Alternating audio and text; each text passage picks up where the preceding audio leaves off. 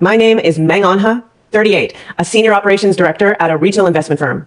I pulled every single dollar I own out of my own pocket to buy 6 residential properties over the past 16 years, 2 pre-marriage units, 1 post-divorce down payment home, 3 rental assets built from project bonuses. Not a cent of my parents' money touched any of those deeds. My 10-year-old son Xiaoyan is my only kid. I raised him solo after my divorce 5 years back, and every spare hour of my life goes to supporting both my child and aging mom and dad. For 16 straight years, I wired them a fixed 15,000 renminbi monthly living stipend, covered all hospital bills, property utilities, and every family gift expense for their relatives without a single complaint. I thought steady financial support would satisfy their lifelong obsession of craving a male heir, until that fateful dinner call shattered every false sense of peace I'd clung to. My mom rang my cell 2 days post my 38th birthday, her voice unnervingly bright over the speaker. She insisted I drive back to the old family house alone, claimed there was massive family good news I couldn't miss. I asked to bring Xiaoyan along for the meal, and she shot the idea down instantly, muttering the kids' after-school math tutoring was too important to skip. That small red flag pricked my intuition. She'd never turned down a chance to fawn over her grandson before, but I brushed it off and headed over without my son anyway. I pushed open the front door, and the first sight hit me cold. A strange little boy perched on my father's prized solid mahogany footrest, gnawing through one of the low-sugar imported apples I dropped off for my dad last week.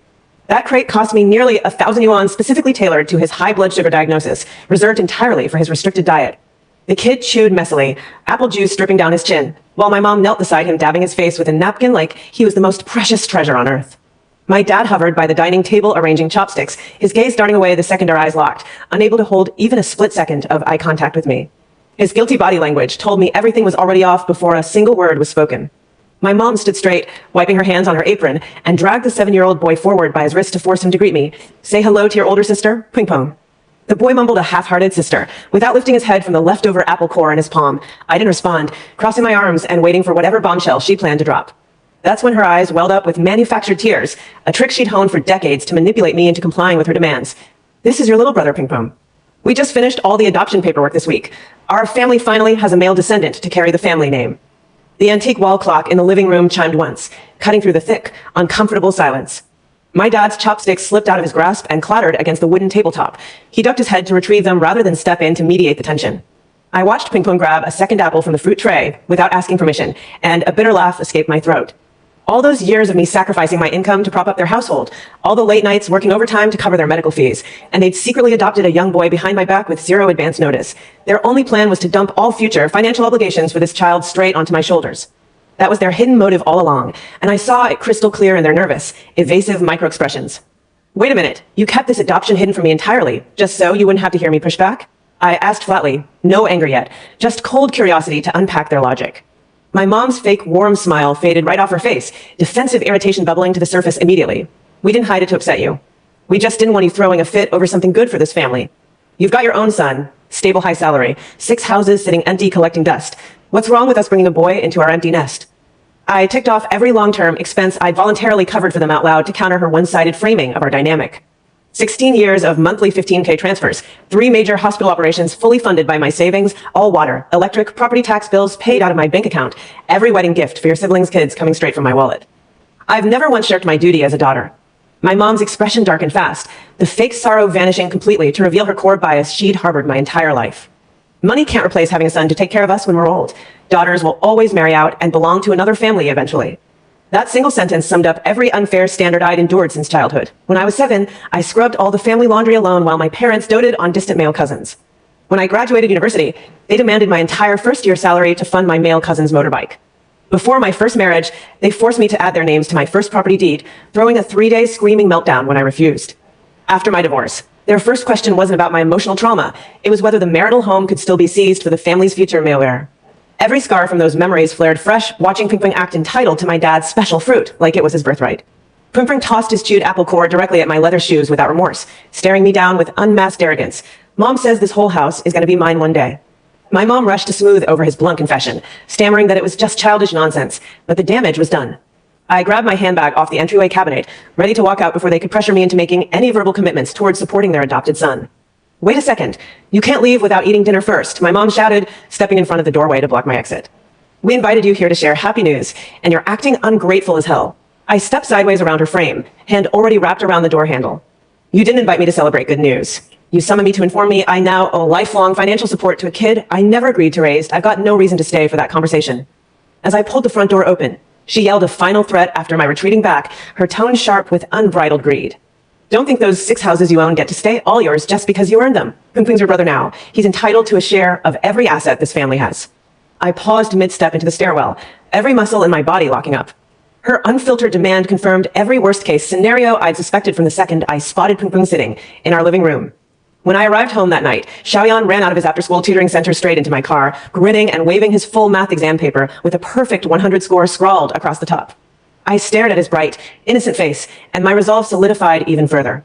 Unlike Pingping, Xiaoyan never demanded expensive treats or other people's belongings. He only ever asked for me to cut down on overtime work so we could spend more evenings together. That stark contrast between the two boys drove home exactly why I needed to lock all my properties away from my parents' grasping reach. I sat him down in the passenger seat and explained the upcoming property transfer process, laying out every detail plainly instead of shielding him from the family conflict brewing. Mom's 6 houses are all going to be legally yours soon. A lot of relatives might get upset about it later. Do you feel scared? Xiaoyan twisted the strap of his backpack between his fingers, processing the question calmly before answering without hesitation. It's your money that bought all those places, Mom. No one else gets to say they're theirs, so I don't have anything to be afraid of. His mature, grounded response lifted a massive weight off my chest. He understood hard work and ownership in a way my own parents never would. The next afternoon, I finished all 6 property transfer filing procedures at the Municipal Real Estate Bureau. Every official asked twice to confirm I wanted to gift all 6 high-value units to a minor child, repeatedly warning me that Xiaoyan would require full guardian approval to sell or rent any property moving forward. I signed every form without a single second of hesitation, processing each signature as a quiet rejection of my parents' decades-long unfair expectations. By 4:30 p.m., all 6 acceptance receipts were stamped and handed to my attorney for safekeeping. No sooner had I climbed back into my sedan than my dad's number flashed repeatedly across my phone screen, 3 back-to-back missed calls in under 2 minutes. I picked up my mom's incoming call on speakerphone to hear her furious tirade blast through the speakers before I could utter a single greeting. Where have you been all day? Pingping needs brand new seasonal clothes. You need to drop everything and come over to pay for them right this minute. I kept my tone level, refusing to mirror her rising anger. You too made the choice to adopt him, so you too cover all his daily expenses, clothing, school fees, and future housing costs. That's your parental responsibility, not mine. Her voice spiked into a shrill scream the second my sentence landed. How can you be this cold-hearted to your own blood brother? He's only 7 years old and has no one to provide for him. I cut her off clean, stating plainly that Pingping held 0 familial ties to me and I bore 0 legal or moral obligation to fund his upbringing. She demanded I return to the old house for dinner that night so my dad could have a serious talk with me about Pingping's future housing. I declined outright, knowing their so-called serious talk was just another setup to pressure me into handing over real estate to their adopted son. When I hung up the call, I picked Xiaoyan up from tutoring and cooked his favorite tomato beef noodle stew for dinner. We'd barely sat down to eat when loud knocking echoed through my front door's entryway. I peered through the peephole and saw my mom, dad, and Pingping lined up on the stair landing, my father clutching a plastic grocery bag of cheap fruit as a hollow piece offering to lower my guard. I cracked the door open only a narrow slit to block them from forcing their way into my private home. We just need 5 minutes to talk inside. It's rude to hold us out here in the hallway. My mom snapped, shoving her weight against the wooden frame. To push it wider, I planted my foot against the door's bottom edge to hold it steady, unbudging. Anything you need to say gets said right here, outside my house, and why son's eating dinner, and I won't drag him into your family disputes. Pingping craned his neck to peer past my shoulder, spotting the steaming beef noodles on the dining table behind me and immediately throwing a tantrum. I want that bowl of beef noodles right now. My mom instantly cooed at him, turning back to glare at me with accusatory eyes. See how hungry he is? Can't you spare a single bowl of food for your little brother? I tilted my head toward the neighborhood restaurant sign visible through the hallway window. There's a full-service diner downstairs on the first floor. They serve hot meals all night long. Take him there if he's hungry. That response sent my mom spiraling into rage. She threw her full weight forward to ram the door open, and I quickly pulled the door inward to avoid her charging through, sending her stumbling backward off balance into my dad's chest. The commotion drew curious stares from 2 neighboring households, their front doors creaking open slightly to watch the confrontation unfold. My mom's biggest fear was public embarrassment in front of strangers, so she clammed her mouth shut instantly, cheeks burning bright red with shame. My dad stepped forward to act as the calm, reasonable mediator everyone expected him to be, but his true greedy agenda leaked out within 30 seconds of speaking. We don't want to fight in front of the neighbors. Just let us step inside for 5 minutes to lay out our simple request. I gestured for him to speak where we stood in the hallway, refusing to grant them entry into my private living space. He set the fruit bag down hard on the tiled hallway floor, crossing his arms over his chest and laying out their core demand without any subtlety. All 6 properties you own sit empty most of the year. Hold on to them for Pingping's future. Don't rush to sell or transfer any of them off your name. As one big happy family, those assets should stay within our bloodline for the boys' wedding and permanent housing down the line. I stared straight at him, dissecting his manipulative wording piece by piece to expose their hypocrisy out loud. Not 1 square meter of those 6 properties was purchased with a single yuan of your income. Every down payment, monthly mortgage, tax bill, and renovation cost came out of my personal earnings. Why should assets I built from scratch be handed over to a child you chose to adopt without consulting me first? For the next 13 days straight, my mother bombarded my phone with nonstop harassment. She alternated between tearful voice notes claiming crippling high blood pressure, vicious text rants calling me an ungrateful white-eyed wolf, and forwarded clickbait articles preaching, eldest sisters must sacrifice everything for younger brothers. I ignored every single message without opening them, letting all unread notifications stack up untouched in my inbox. My father maintained an eerie radio silence the entire stretch, which I knew from decades of experience was never a good sign. His quiet periods always preceded a bigger, more calculated scheme waiting to drop on me. On the 12th night, an unknown phone number sent a restaurant location pinned alongside a sharp, threatening line of text. The formal family recognition dinner for Pung Pung is tomorrow evening, 6 sharp. Don't dare skip it, or you'll make your parents lose all face in front of every blood relative. I screenshot the full message and filed it into my dedicated evidence folder on my cloud drive, right beside the property transfer receipts and hallway confrontation recordings I'd already saved. My attorney Chi messaged me within minutes after I forwarded the screenshot over, advising me to attend the banquet, but bring a fully charged recording device to capture every word the family pressured me with. His core reasoning aligned perfectly with my own plan. If they intended to corner me publicly to extract property concessions, every spoken demand would become ironclad court evidence later on. The following evening, I arrived at the private second-floor banquet room 10 minutes early. The space was packed tight with every maternal aunt, uncle, cousin, and distant relative my parents could round up as witnesses for their pre-planned ambush. The table was lined with cold appetizers, untouched chopsticks set out at every seat, and all eyes locked onto me the second I pushed the door open. My mother sat at the main seat beside the head table, wearing a brand new dark red coat she'd clearly bought specifically to put on a wealthy, respectable display for the crowd. Pung Pung curled up on her lap, a glass of sweet orange juice clutched in both hands, staring at me with undisguised malice the second our eyes met. My father sat rigid on the opposite side of the table, his face carved into a hard, unyielding scowl, already rehearsed for the public lecture he planned to deliver to me in front of everyone. I dragged the farthest empty chair from the head table and sat down alone, deliberately placing my leather bag within easy reach where I could access my recording phone at any moment. My mother frowned sharply at my distant seating choice, immediately gesturing for me to slide over next to Pung Pung. Come sit beside your brother. Don't act so distant from your own blood in front of the whole family. I kept my posture neutral, no trace of anger in my tone to avoid giving her an excuse to paint me as hostile in front of the onlookers. I'll stay here. It's easier to slip out early if I need to handle work emergencies later. Aunt, my mother's eldest sister, jumped in instantly to play the peacemaking mediator role they'd prearranged before the dinner started, her tone syrupy and patronizing. Anha, don't be so cold to your parents' new little boy. Your mom and dad worked so hard to bring him home for their old age companionship. This is such happy family news. You shouldn't sour the mood with stubbornness. I nodded once, acknowledging her words without backing down an inch from my boundary line. I don't object to them adopting Pung Pung entirely. What I refuse to accept is the expectation that I shoulder all his lifelong housing and living costs single-handedly. The room's warm, celebratory atmosphere crashed dead silent in one breath. Every relative exchanged awkward, sideways glances, none daring to jump in and defend my parents' greedy scheme outright after I laid the truth bare. My mother slammed her palm hard against the table surface, the ceramic teacups jumping from the force of the impact, her voice rising loud enough to bounce off the banquet room walls. How can you say such heartless words? We carried you for 9 months and raised you to adulthood. Your success is supposed to benefit the entire family, not just your own little son. My father cut her off before she could spiral into full-on screaming, raising a hand to quiet her and shifting into a slow, deliberate lecturing cadence crafted to win the crowd's sympathy. He laid out their full, unfiltered property demand without any attempt to hide their greed, every word intentional to force the surrounding relatives to side with them against me. Your mother and I have agreed our old house will fully belong to Pung Pung when we pass away as compensation for him caring for us in our elderly years.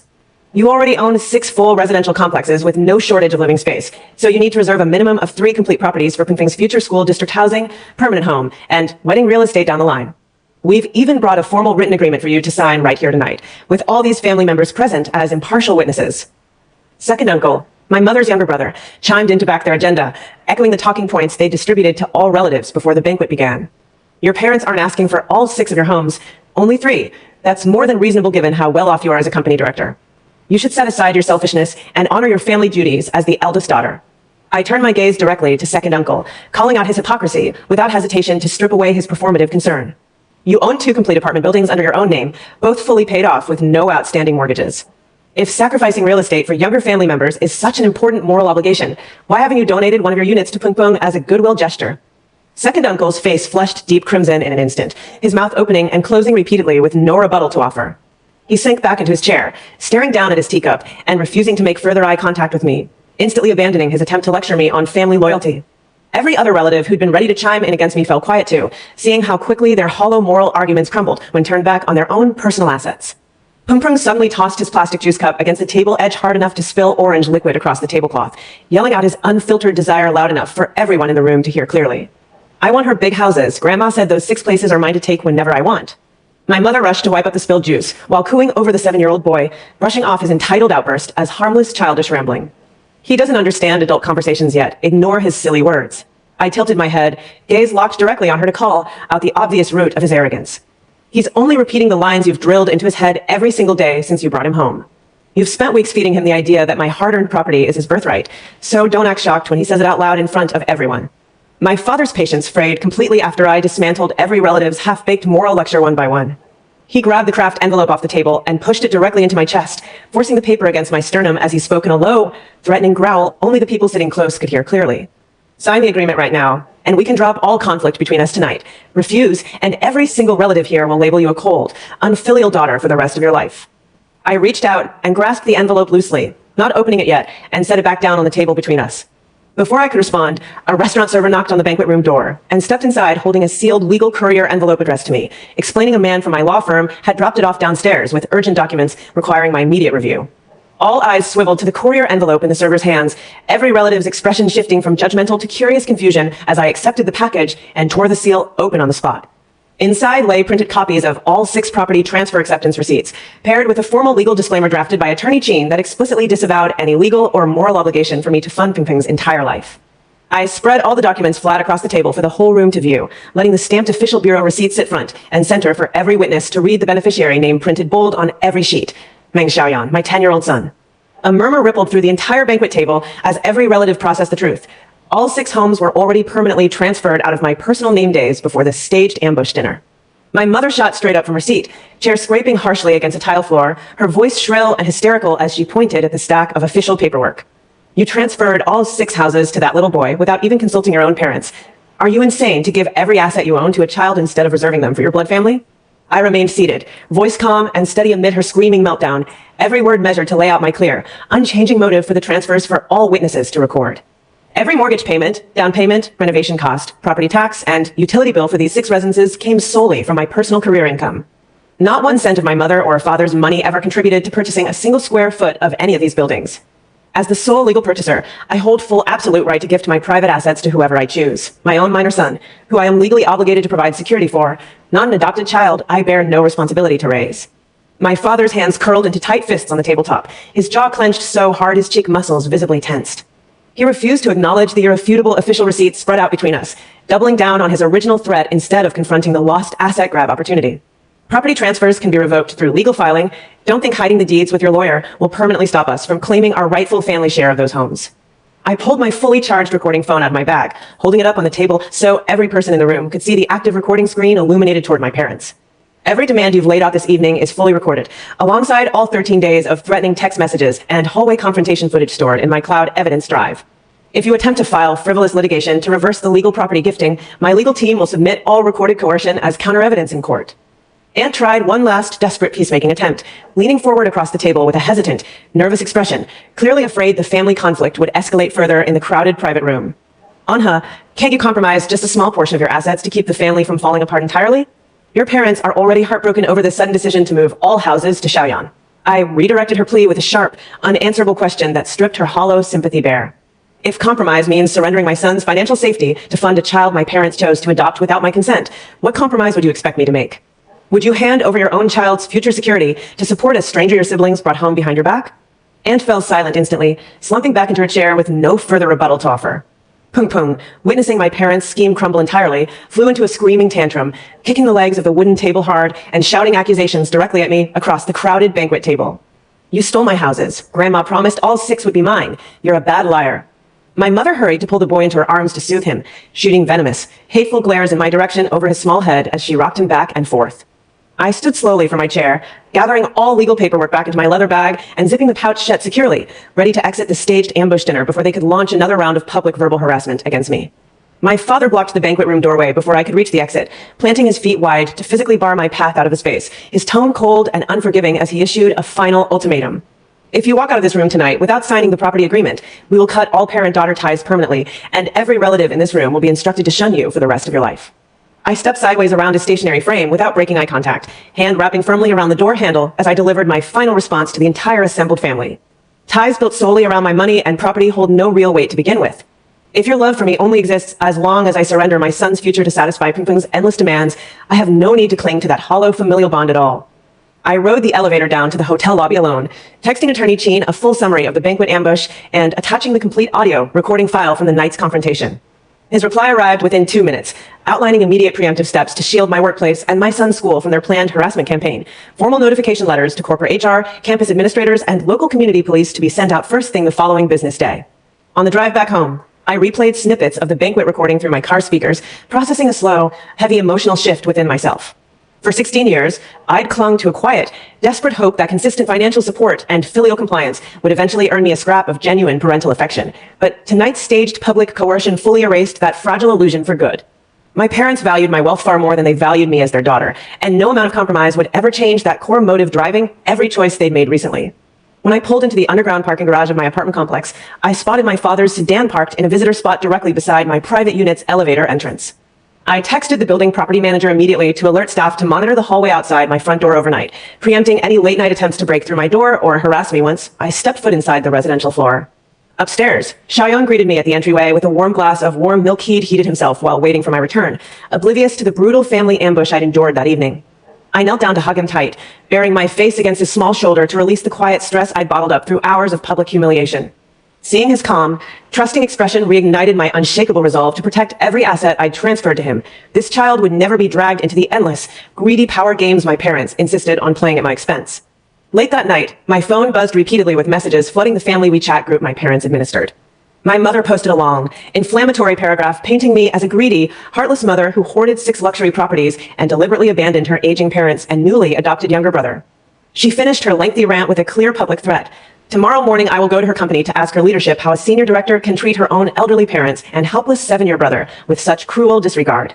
I took multiple full screenshots of the group post, labeling each image with a timestamp and saving them into my growing legal evidence folder, without replying to a single line of her vicious accusation.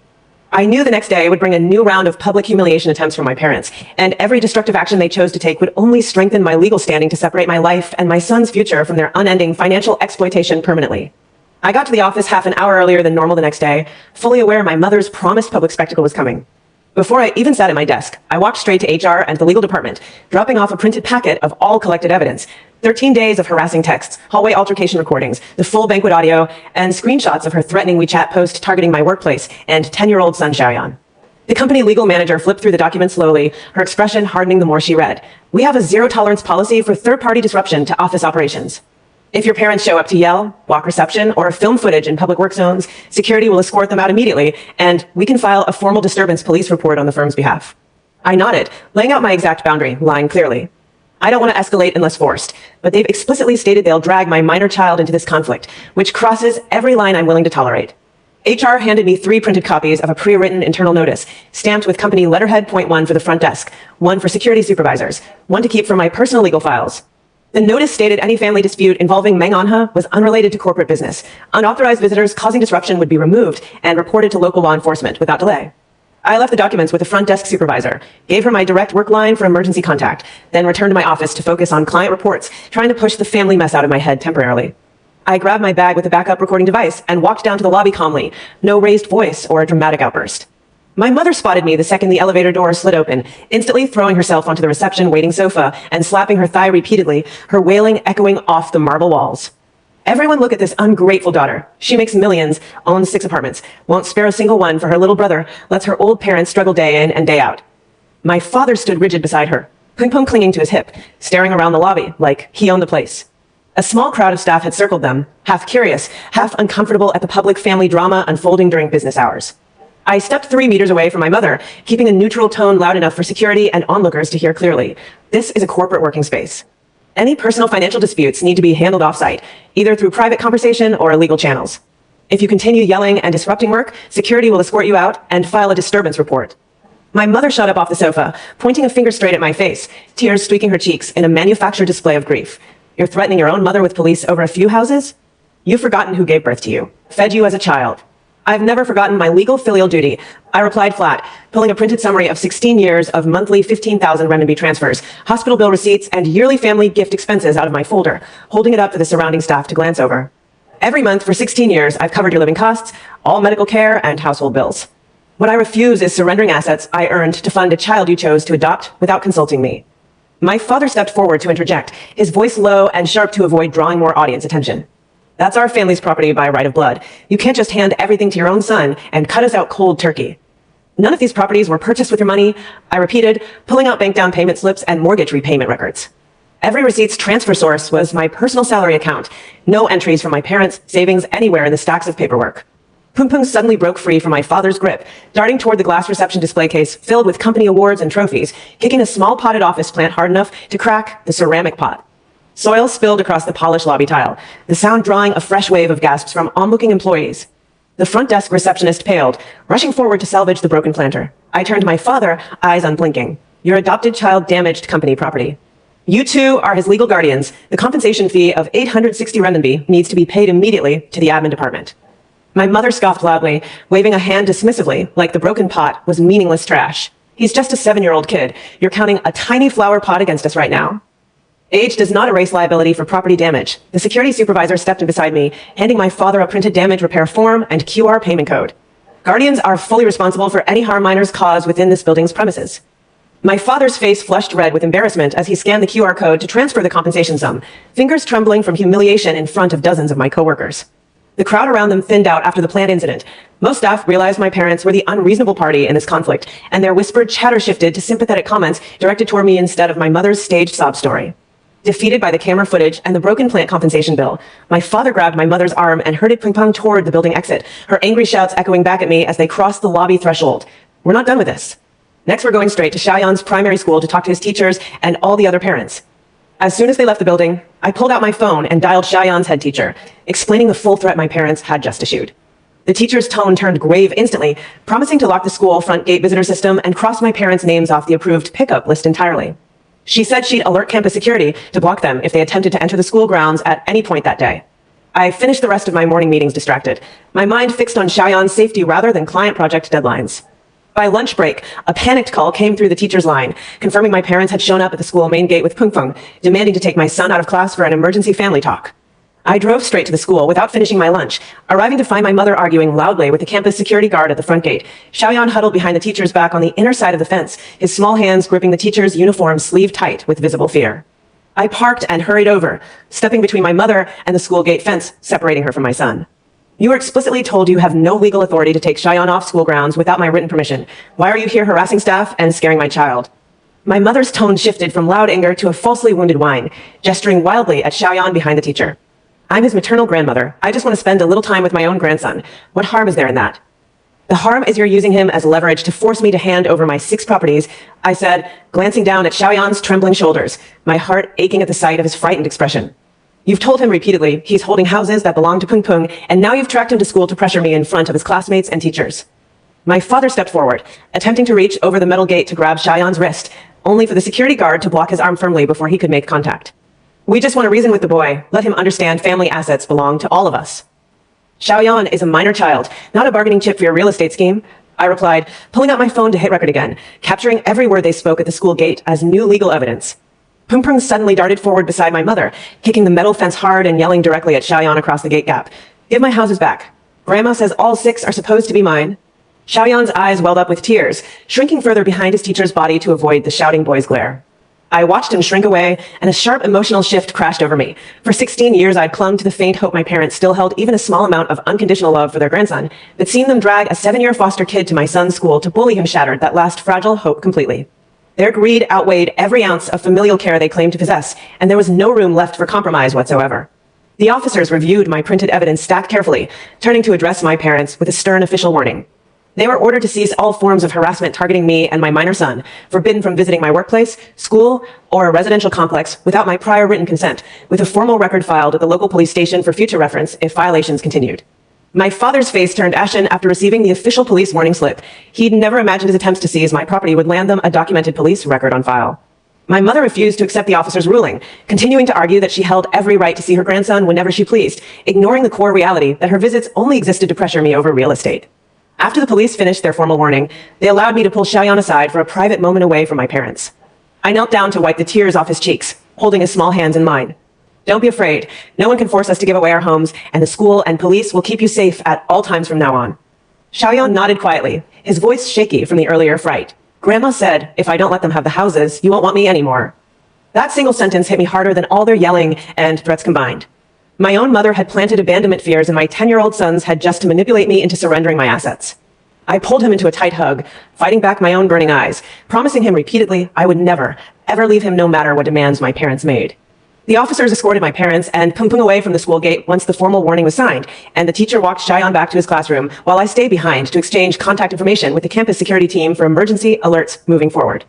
On the drive back to my apartment that evening, I called Attorney Chin to update him on the day's events, sending over the school gate recording and police warning paperwork as new supplementary evidence for our future legal case over property claims and harassment. I sat frozen staring at the bank transfer screenshot Chin sent over, processing this critical new truth. My father hadn't just passively gone along with my mother's property grab schemes. He'd been actively fabricating financial evidence to sue me for ownership of all 6 residences from the very start, plotting out fake loan paperwork and bribed witness testimony long before they even told me about adopting Pingpong. Every quiet, solemn look he'd given me over the years wasn't quiet disappointment. It was calculated plotting waiting for the perfect moment to seize all my hard-earned assets. My entire perception of my father shifted in that instant. The mild, reserved man I'd grown up with was a deliberate co-conspirator in every scheme targeting my livelihood and my son's security. I saved all the newly uncovered bank records and agency bribe attempt logs into my master evidence folder, my resolve hardening further. If my parents were willing to forge financial documents and pay for false witness testimony to steal my properties, there was no possibility of peaceful reconciliation left between our families. Legal action was now unavoidable, and I prepared to meet Chin first thing the next morning to draft the full counter lawsuit against their baseless property claims.